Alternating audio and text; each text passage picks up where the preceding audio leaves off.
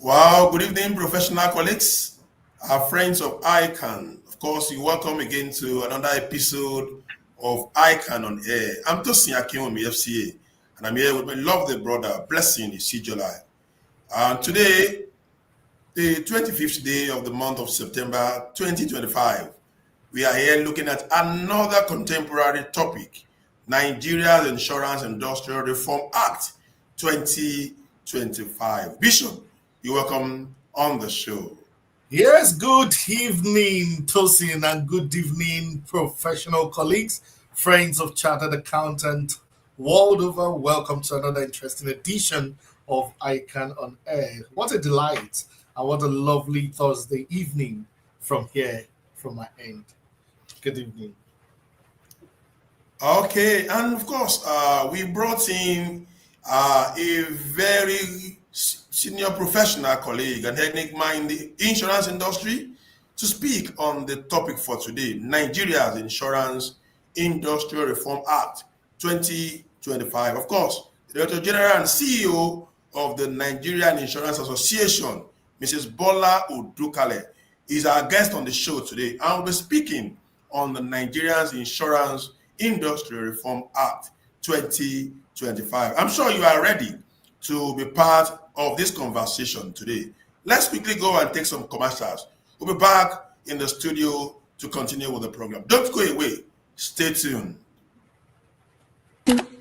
Talk to me.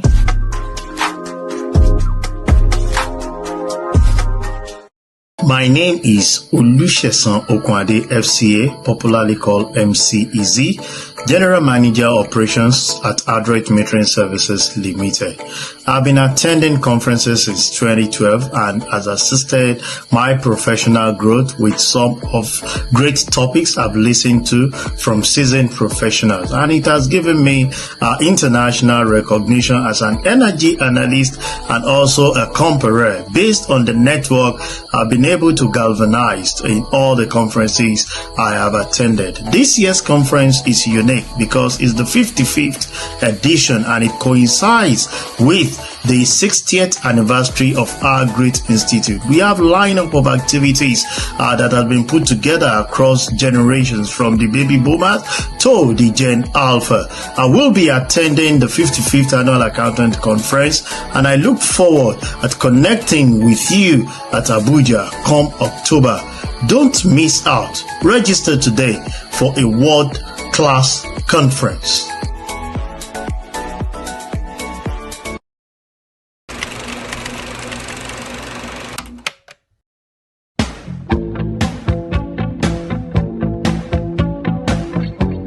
Distinguished ladies and gentlemen, the dignitaries that are here today, a very long list indeed.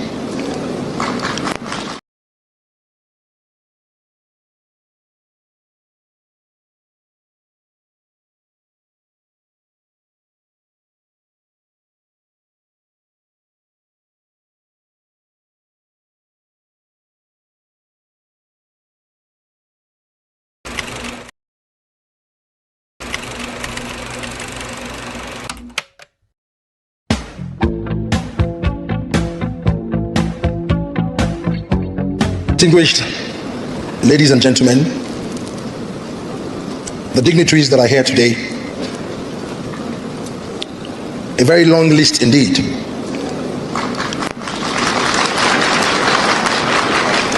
The day has been very far spent, but ICAN has honored me to be the royal father of the day. I should honor ICAN back as well by not spending too much of your time. I'll be very brief. with my Goodwill message, I will only spend 2 hours. I've been to all corners of this country. It is only one professional body that can honor dignitaries for over an hour. A resounding round of applause for ICAN. Too many powerful people in this accounting conference, too many powerful dignitaries that have one way or the other played a very pivotal role in nation building. I've had many generals, accountant general, auditor general, major general, commissioner general, governor general, minister general, general. Please give yourself a resounding round of applause.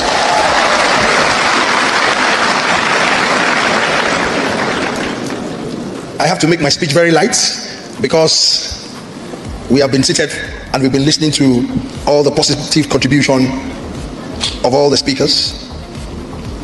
But today, I want to use this medium to give special appreciation to ICAN. Everything I have become in my life, thanks to ICAN.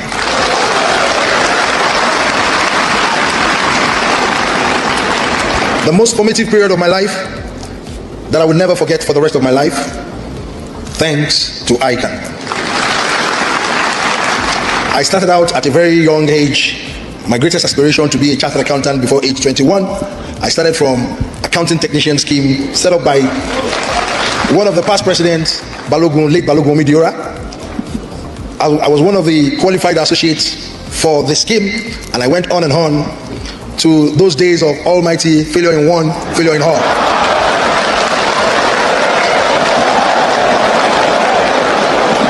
Are you all feeling me here? I'm not hearing your voice very well. Oh. Gone are those days. To the glory of God, I wrote it to the final level, and they were teaching us then that accountants don't make the best entrepreneurs. So I just said, okay, what next?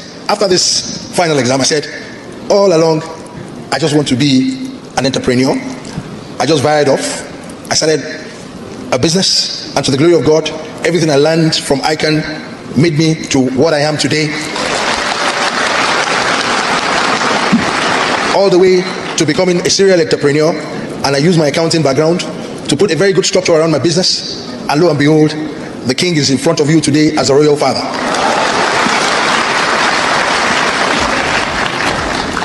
So I should give honor to ICAN. If you are there seated, distinguished ladies and gentlemen, one way or the other, ICAN has been impactful in your life. I want you to all stand up for this great body. Give this great body a resounding applause.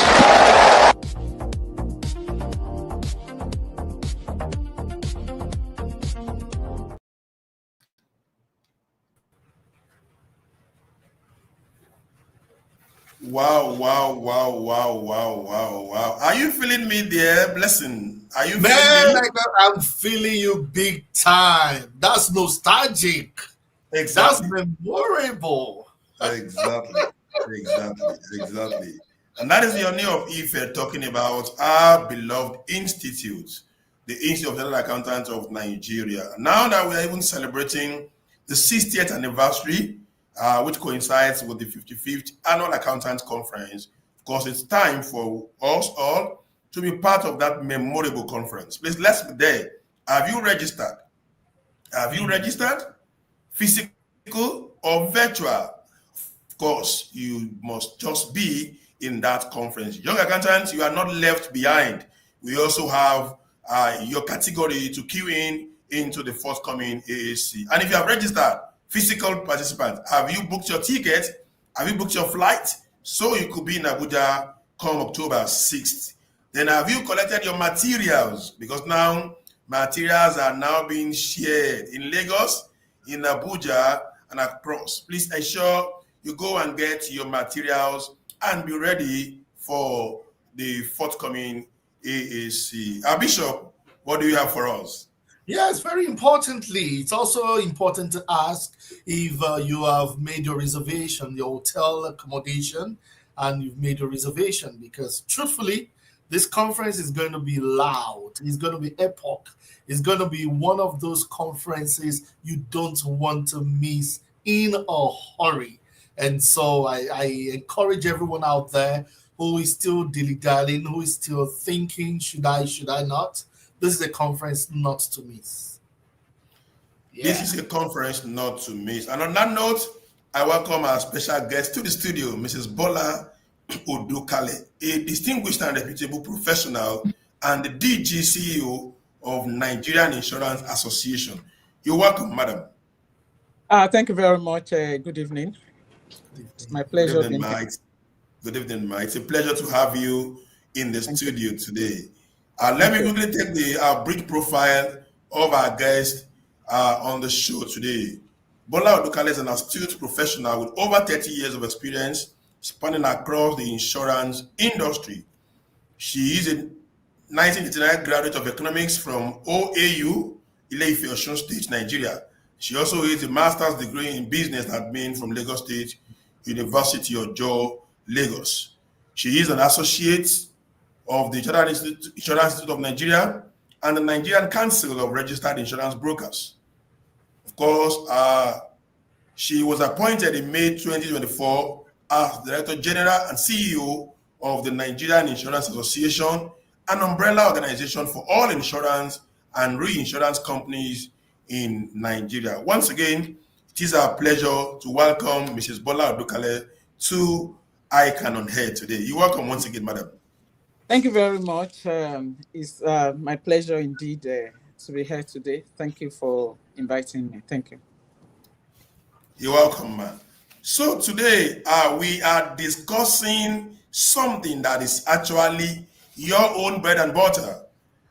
We have decided to move to the insurance industry today, ICAN, and that's what we do. We touch virtually on every industry where we cut across to look at the burning issues, to look at the contemporary issues. And today we are discussing the Nigeria's Insurance Industrial Reform Act 2025.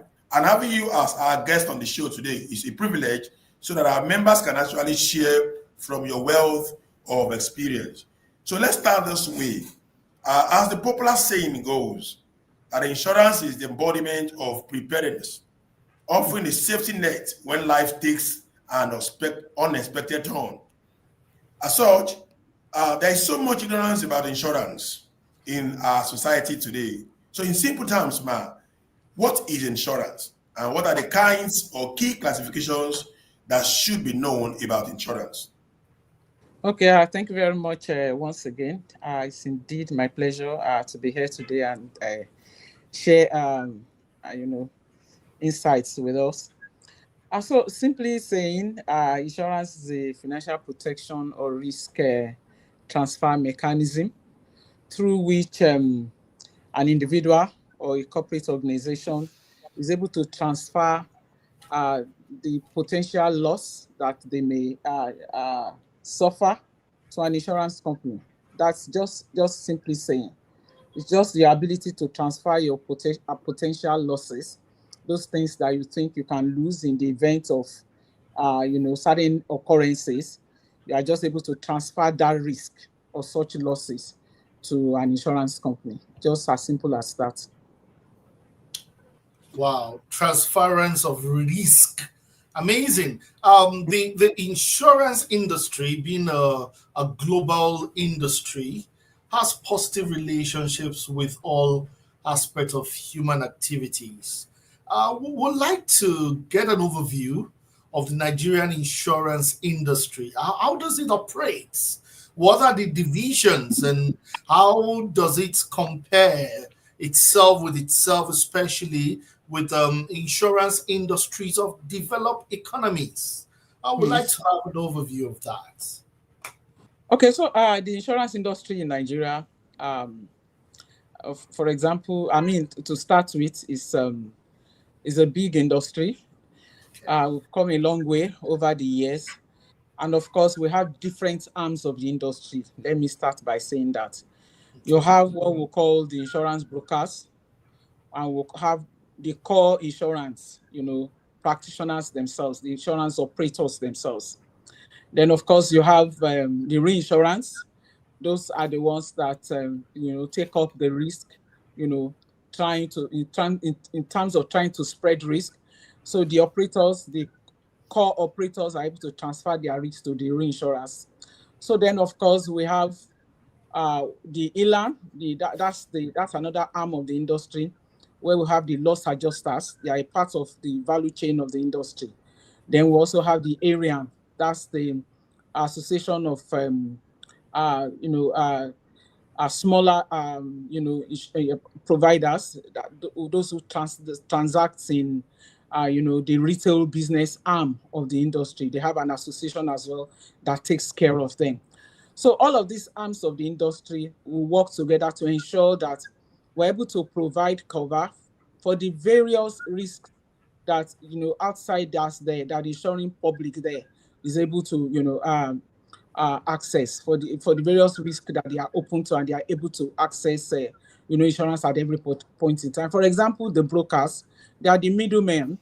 From the brokers, you can get your insurances placed, through them as middlemen to reach out to the insurance. Of course, we also know what the reinsurance do as well. The insurance industry has come a long way over time. It's grown in leaps and in bounds, and it continues to grow. As at the end of the 2024 year, the industry has grossed over $1 trillion, naira in terms of insurance premium, and of course, we continue to grow. This growth rate is about, some 55% year on year that we've been able to do, and of this, we have been able to, in terms of being expanding to various, areas of risk-taking ability to expand and to take larger risk in the market. The industry has also, performed so well in that area as well. It's a well-regulated industry, very, very well-regulated industry by the National Insurance Commission. And we'll have, like I said, we have different players, different range of players, diverse range of players in the industry. We have about 67 licensed insurance companies in the industry as of today.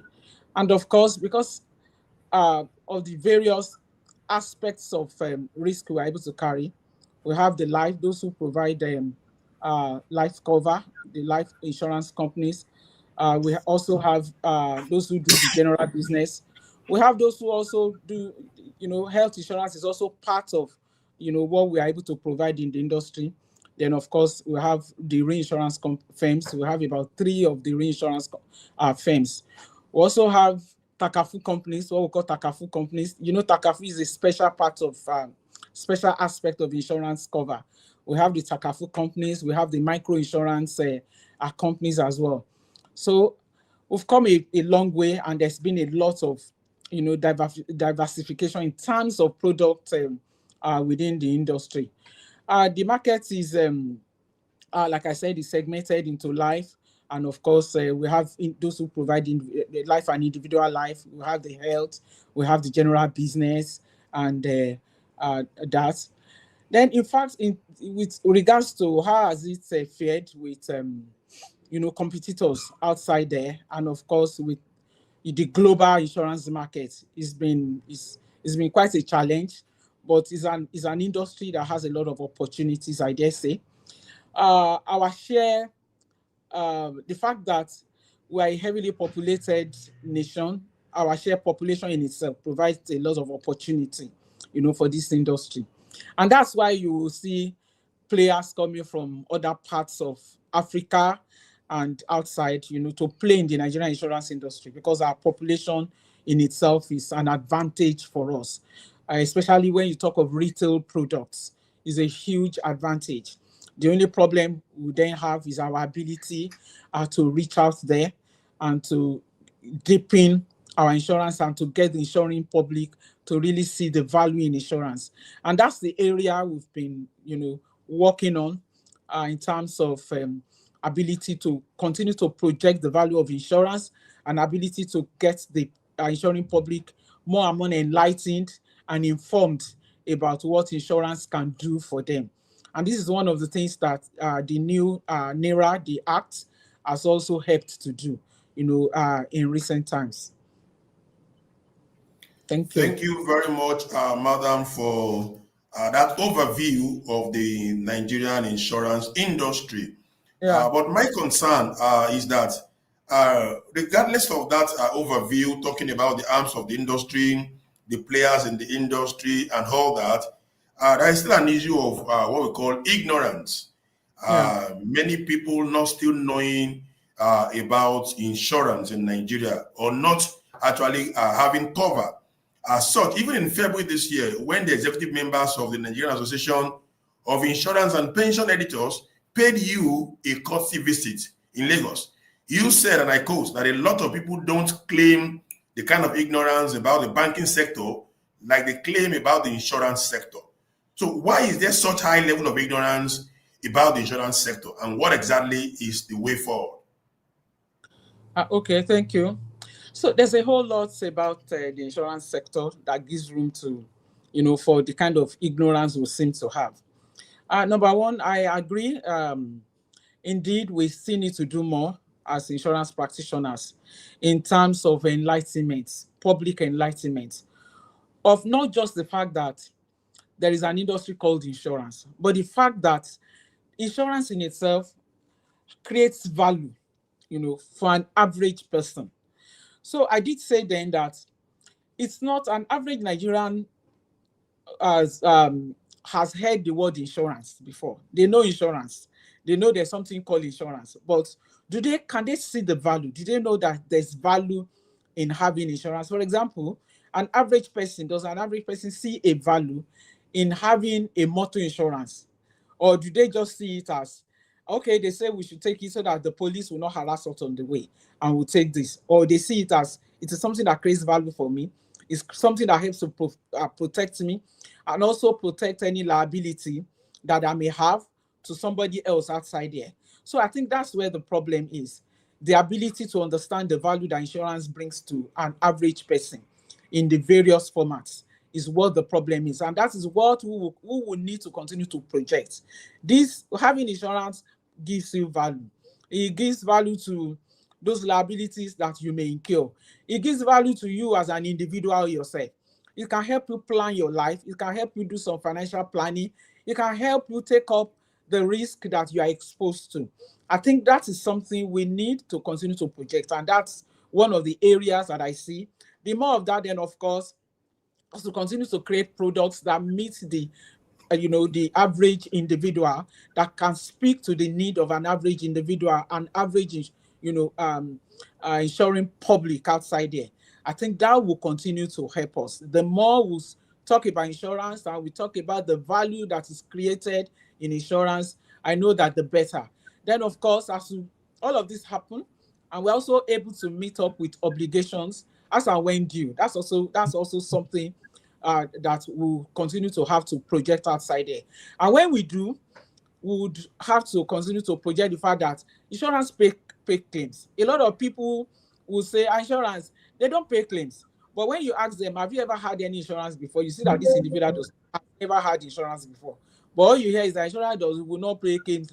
When there is claims, they will delay you, they will not pay claims. So for us as well, we have decided that, as we pay claims there, we'll continue to project the claims that we pay. We'll continue to let the public know that, when you take up insurance, when you pay your premium, you do the right thing. When there are claims, insurance will pay claims. And one of the ways we can do that is also to showcase those claims as we pay them, so that people will continue to believe in what insurance can offer. All right, that's very interesting. In other words, blow your own trumpet. Yes, don't blow go your to own the market, yeah. buy a trumpet and leave others to blow it for you. Yeah. Very interesting. And in talking about the opportunities available for professional accountants, obviously there is a reform that took place, and the Nigerian Insurance Industry Reform Act of 2025 took place this year. What does that reform seek to achieve?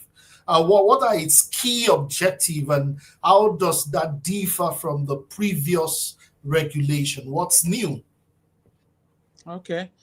So thank you. So basically, the NIRA, we call it NIRA. That's the name of our new new baby in the industry.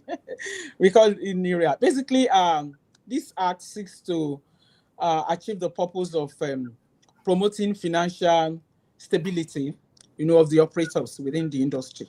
That's a major objective of NIRA. Then, in addition to that, it now goes to the consumer. This is one act that, really, took the consumers of insurance, really had the consumers of insurance in mind when it was being put together. So one of the objectives as well is to ensure that there's improvement in consumer protection, and there's a part of that act that talks about having a policyholders protection fund, like you have with the banks, such that in the event of any insurance company going down, going into insolvency, there are funds that have been built up to ensure that they're able to, meet the obligations to those who have done businesses and who have, obligations to be paid, from that organization, so that the consumer is not left in the cold in the event of any organization failing, any insurance company failing. So this is a very key aspect, of NIRA. Then, of course, in protecting the consumers, issues around claim settlements also is a major area that was, really attended to with that act, in terms of various timelines for insurance companies to meet up with claims obligations, so that claims are settled in good time and people are able to, access their claims, as well in good time. Then, of course, when it comes to what we call compulsory insurances, this act also puts a lot of emphasis on compulsory insurances. There are so many insurances that are compulsory now that were never there before. We have always known about the group life, but today we have more, insurances for petrol station, insurances for vehicles, flying roads, and various ones, like that. Then, of course, there's also the area of improved innovation, growth. There's also that act is also, also gives a lot more room for transparency in its insurance transaction. So these are some of the things. And when it comes to differences between this act and what we've had before, like I said, there's a particular part of that act now that talks about the protection fund for policyholders, which we never had before.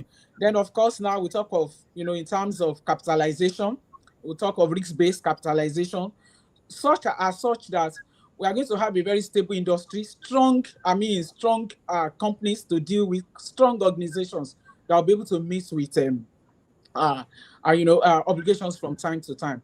When we say risk-based capital, it just simply means that the regulators would want, and are stipulated in the act, everybody, you do your business to your capacity. So you must have capacity for the businesses that you underwrite.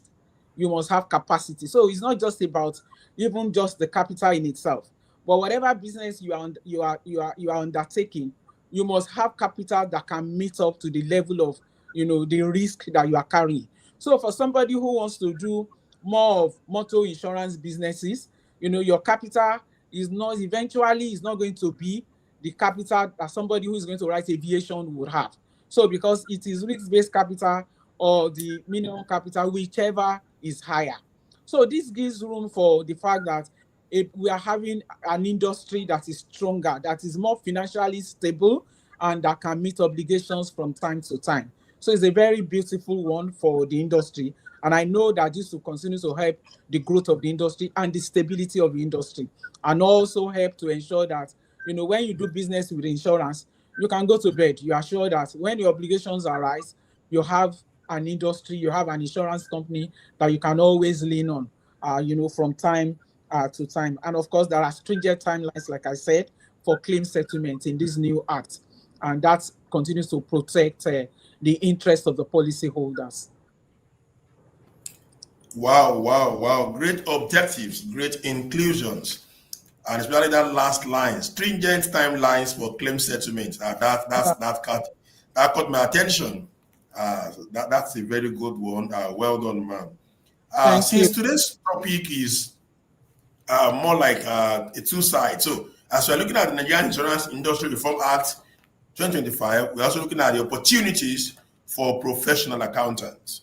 So, as an accomplished insurance practitioner with a wide range of experience in retail and group life assurance, I want you to give us your unbiased assessment of the performance of professional accountants in the Nigerian insurance industry as of today.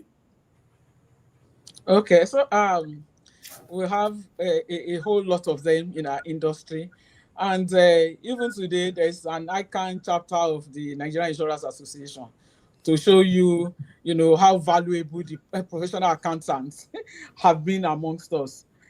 They have demonstrated huge expertise, honestly, in the industry, in key areas with regards to financial reporting. The professionals have demonstrated huge expertise in that area in our industry. In the area of risk management, they've also been there. They hold sway. Then, of course, when it comes to internal control, with the internal control, the audit, and all of that, their roles in ensuring regulatory compliance can also not be overemphasized in this industry today. So we have, professional accountants who are very significantly, very impactful, and I can see you laughing. your colleagues have, given a lot of impact. They provide a lot of impact, into the overall performance of our organizations within the industry. They help with, a detection of fraud, which helps to ensure stability of our different organizations. So we value them a lot because they are very essential in the industry, and I want to say that they are doing well.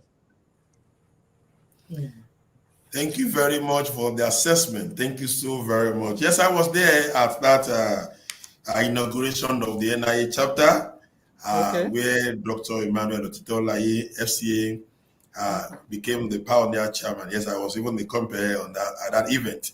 And I also know of the RAC, your RAC team, of course, which is majorly occupied by professional colleagues in the industry. Bishop. Yeah, amazing. I'm hearing some very interesting things here. And I think for every professional out there who is not as knowledgeable, this affords them opportunity to bring home the points and to understand that the Insurance Industry Reforms Act has given a different coloration to insurance in this day and time. Thank you so very much for that enlightenment section. At this point, we would like to take a very brief break and pay some bills. We need to pay some bills.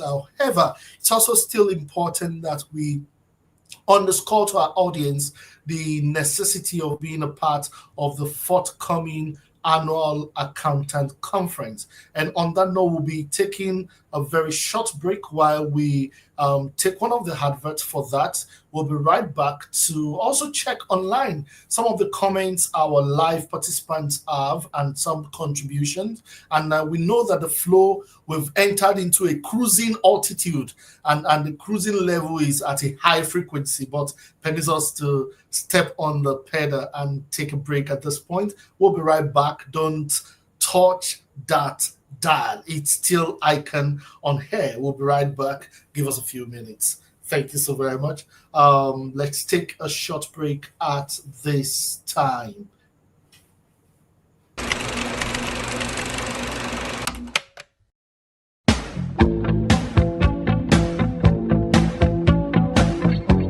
Distinguished ladies and gentlemen,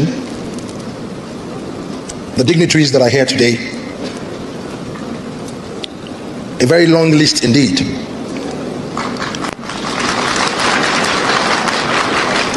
The day has been very far spent, but ICAN has honored me to be the royal father of the day.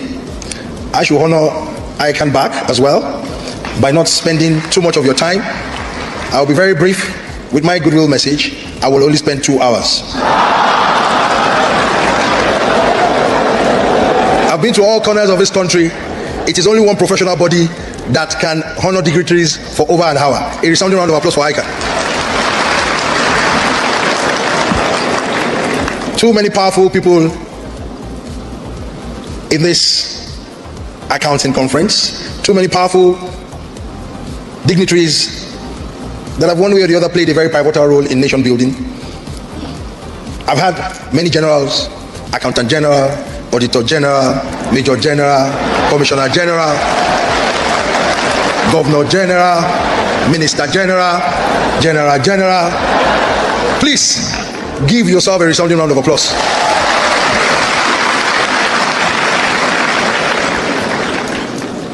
I have to make my speech very light because we have been seated and we've been listening to all the positive contribution of all the speakers.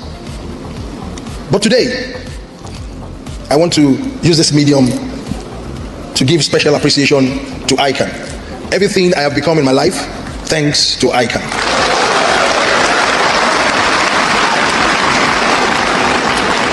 The most formative period of my life that I will never forget for the rest of my life, thanks to ICAN. I started out at a very young age.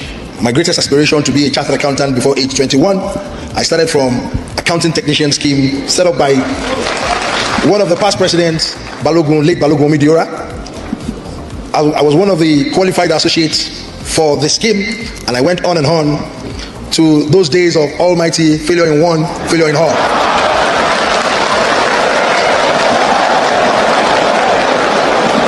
Are you all feeling me here? I'm not hearing your voice very well. Oh. Gone are those days. To the glory of God, I wrote it to the final level, and they were teaching us then that accountants don't make the best entrepreneurs. So I just said, okay, what next? After this final exam, I said, all along, I just want to be an entrepreneur. I just fired off. I started a business, and to the glory of God, everything I learned from ICAN made me to what I am today. All the way to becoming a serial entrepreneur, and I use my accounting background to put a very good structure around my business, and lo and behold, the king is in front of you today as a royal father.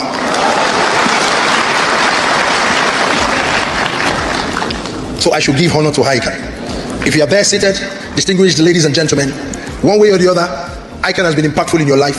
I want you to all stand up for this great body. Give this great body a resounding applause.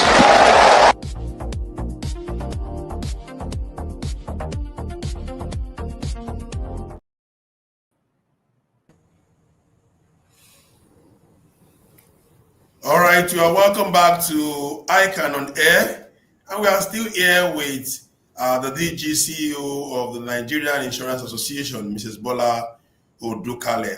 We are talking about the Nigerian Insurance Industry Reform Act 2025, opportunities for professional accountants. Like Bishop said earlier, ICAN On Air is a platform for members and non-members to also market their wares.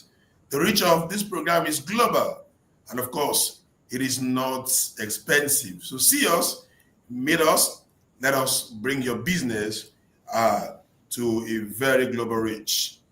On that note, we want to also appreciate all our members who have joined us since the beginning of this program.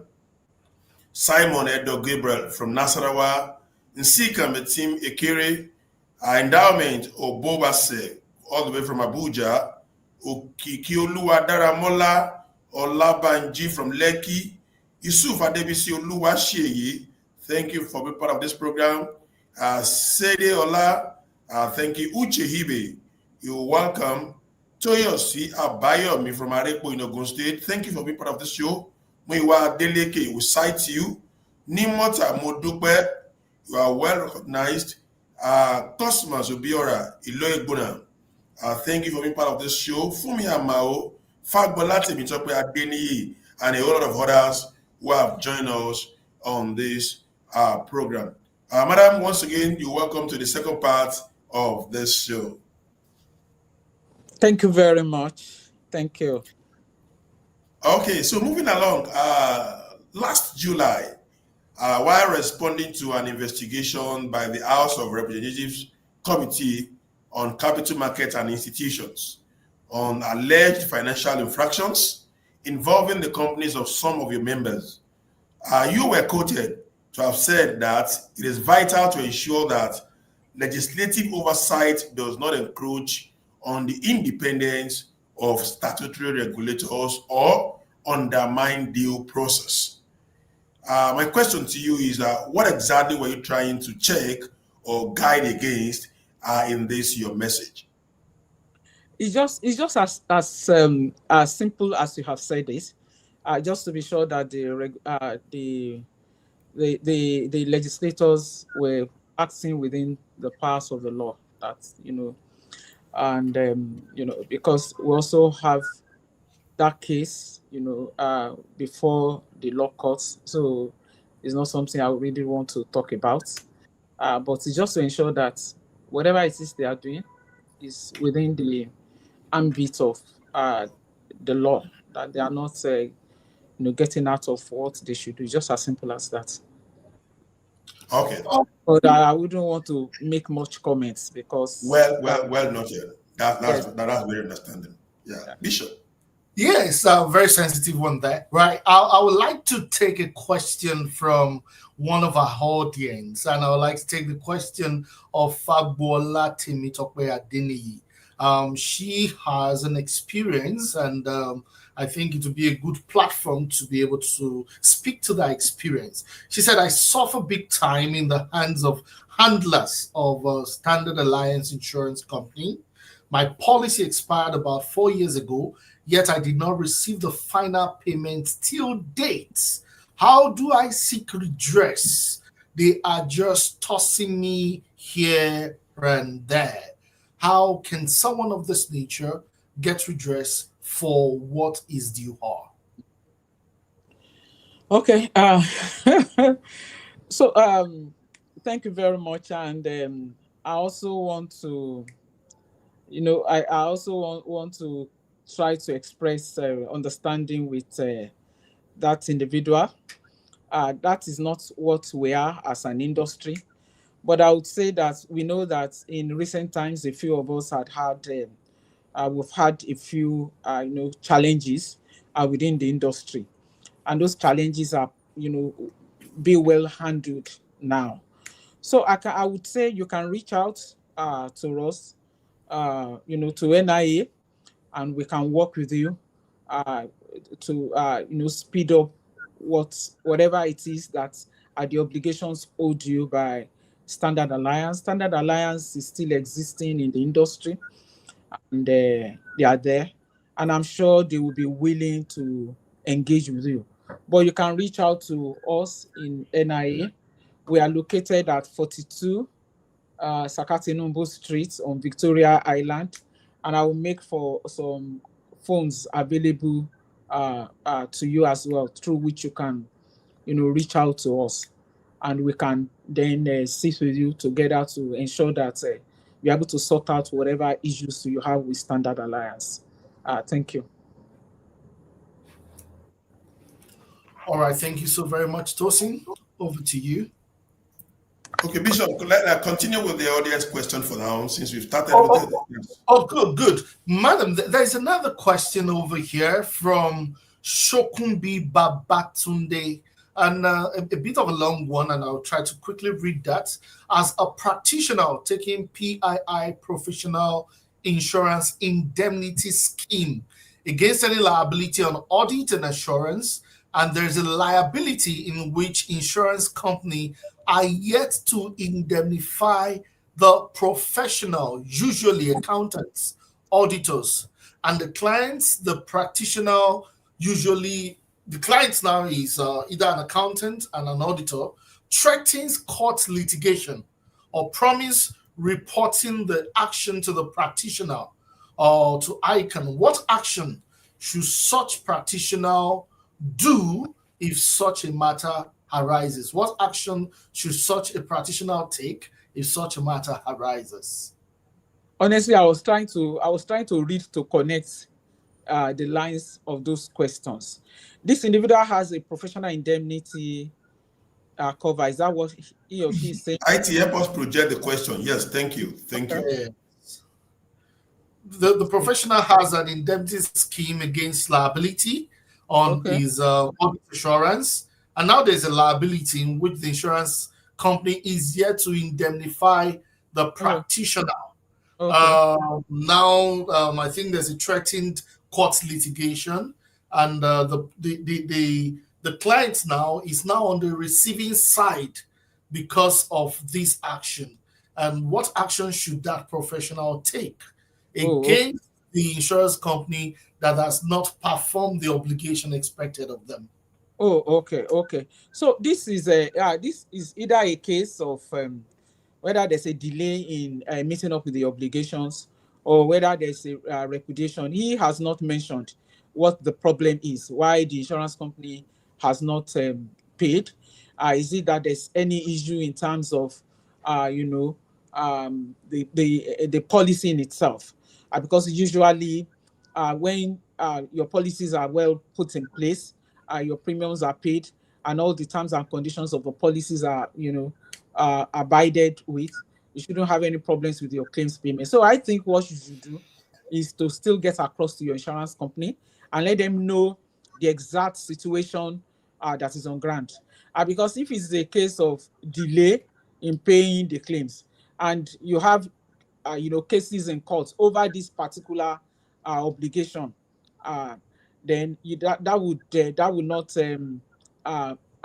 be too well taken by you with the insurance company. So I think what you should do is to get in touch with your insurance company, let your insurance company know exactly the challenges you are facing with that organization or the individual that is threatening to take court actions.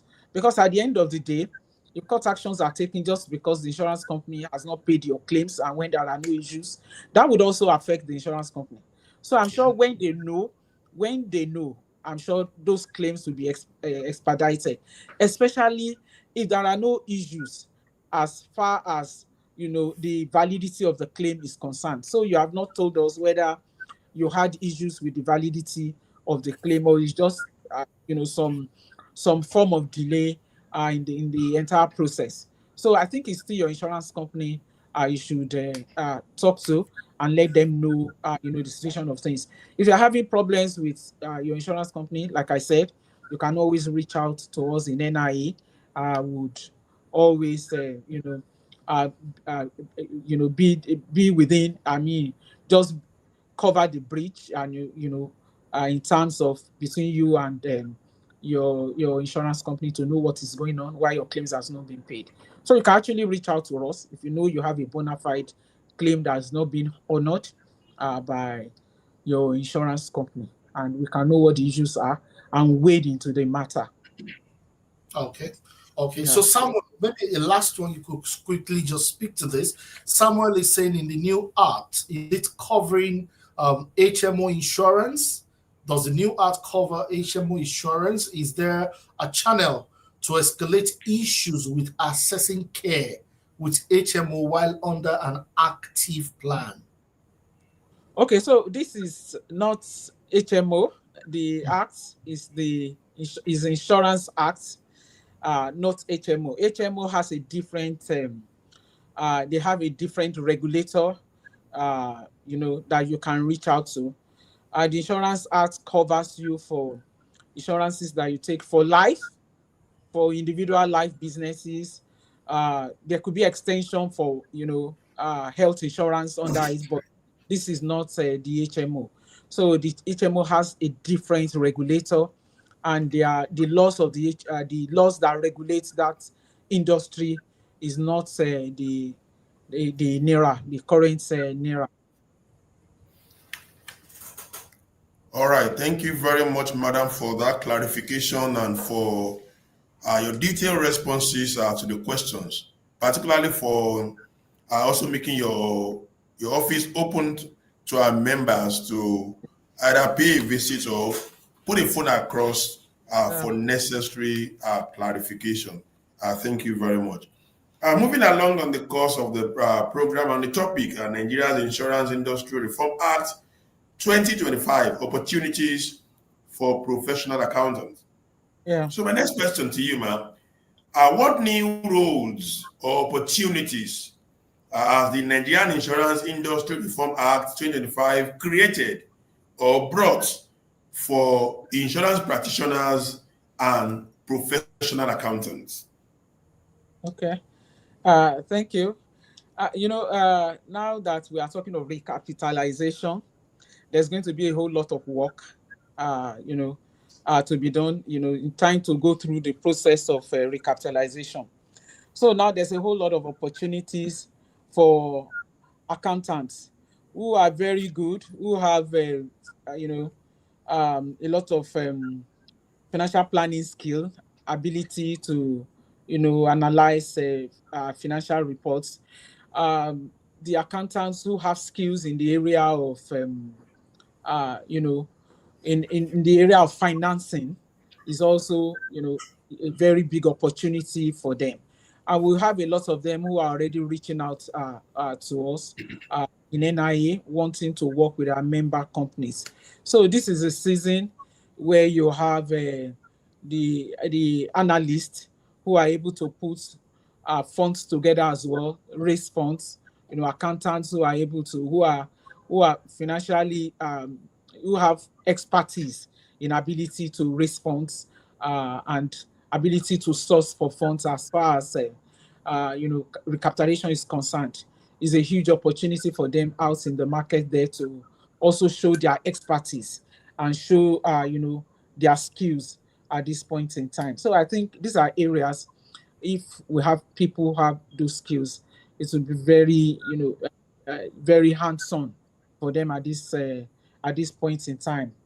Financial analysts, those who, I don't know what they call them in their various areas, but some are very, they have a lot of skills in terms of fundraising, in terms of different analyses, in terms of different strategies that you can embark on in order to respond for your organization, in terms of consolidation and all of that. Those who have different skills in that area, it's opportunities are opening up to them. Those finance expertise, those finance abilities and experiences is a good time for them, and this is their season to thrive better as well.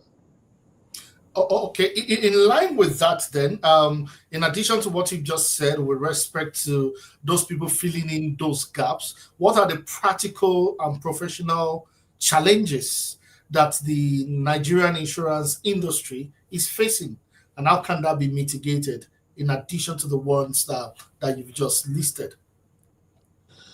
Okay, so I think it's always in the area of skill gap.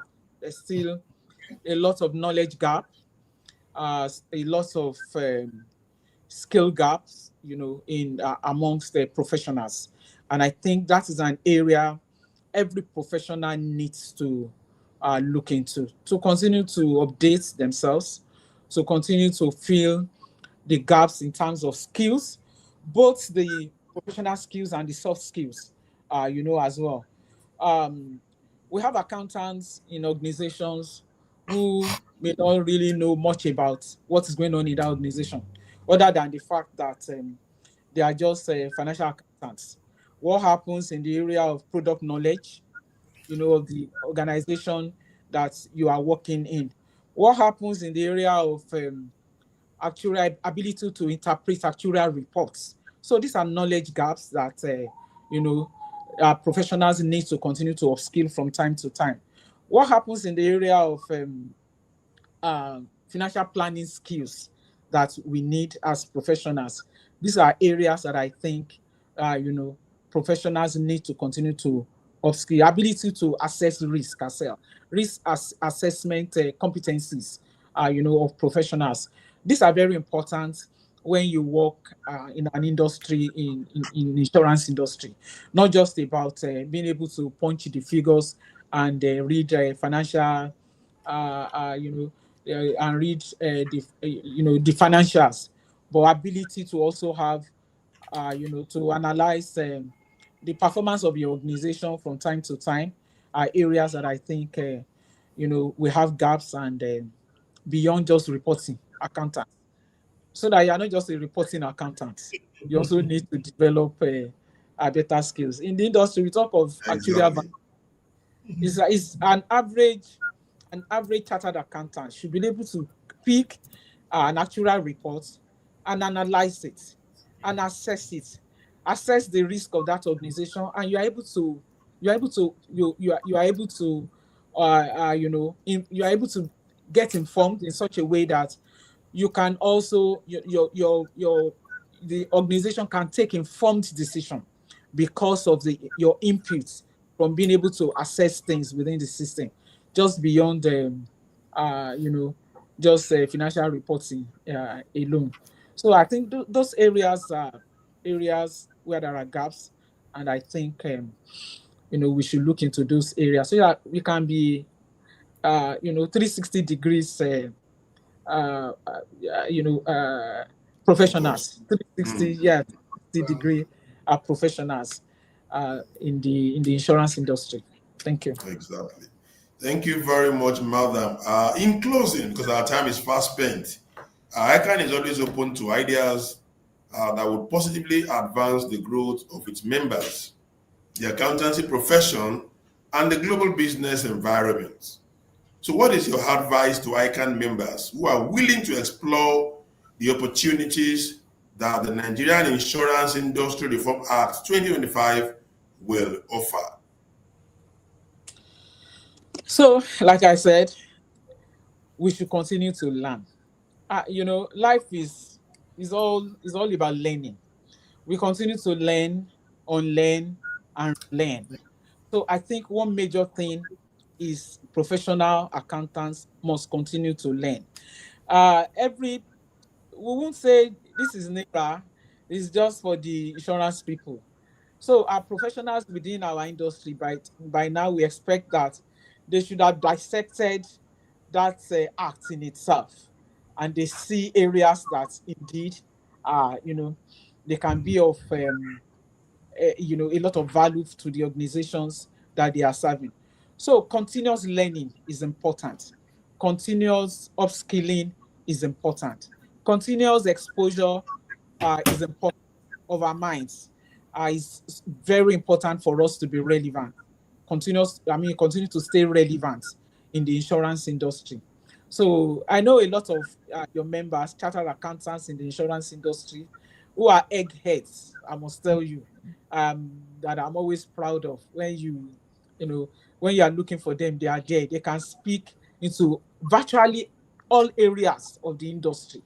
So, and that Wow. is, I think, what, yes, you have a lot of them, and I honestly, respect them a lot.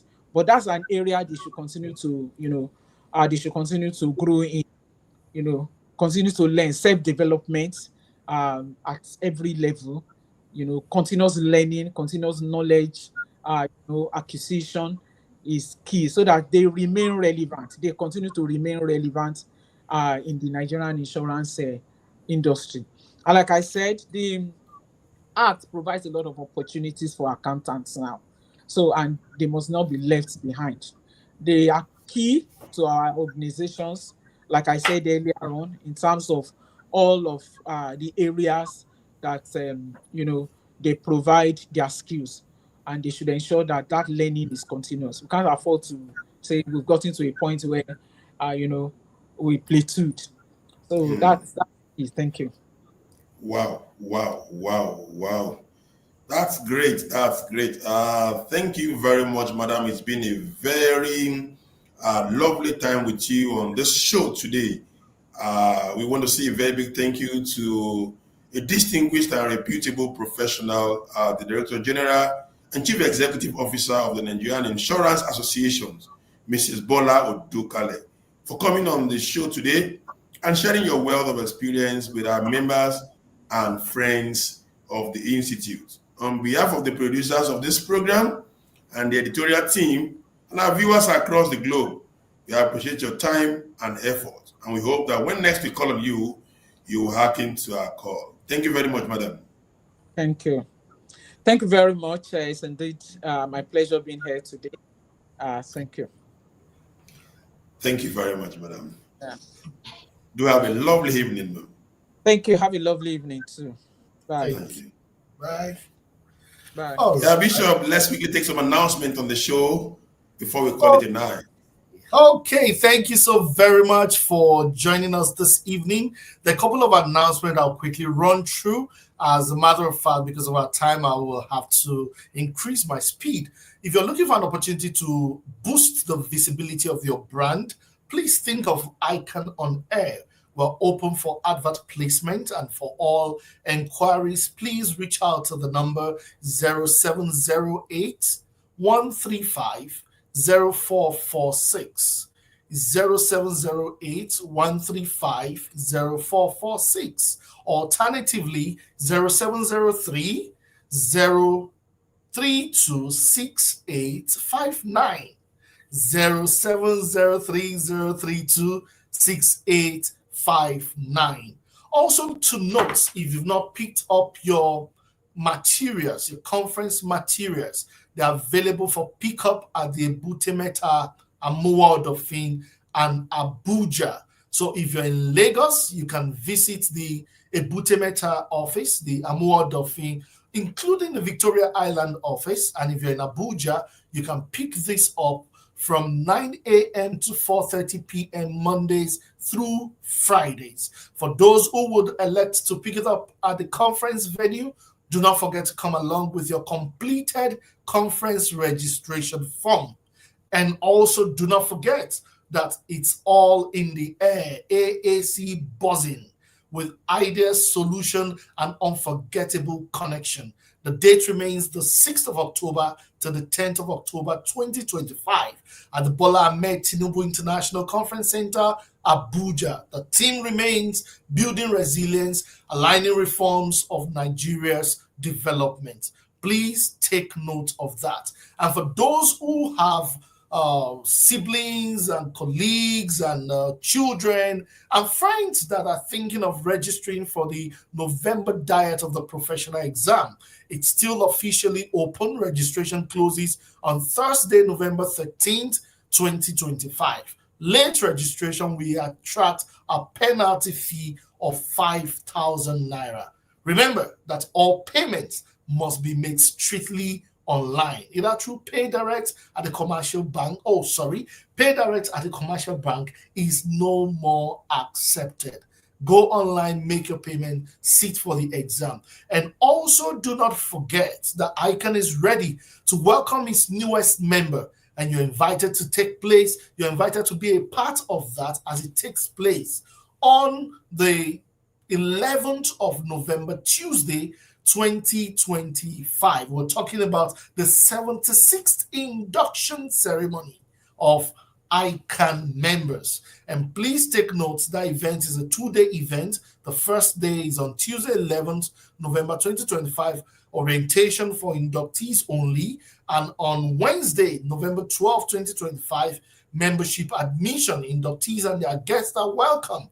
That is just for a token fee of 150,000 for induction fee, and that closes, all the payments closes on or before the 24th of October, be the Friday, 2025. It's been an interesting time with you on the studio today. And if you have any question in mind, or you have a topic in mind that is burning, and you want us to take that in any of our episodes, feel free to send a mail to LOKO@ICAN.org.ng. That is Oscar, Oscar, Oscar, Lima, Oscar, Kilo, Oscar at ICAN.org.ng. It's been an interesting time with you on today's episode of ICAN On Air. I remain a Sijola Blessing, popularly called Bishop.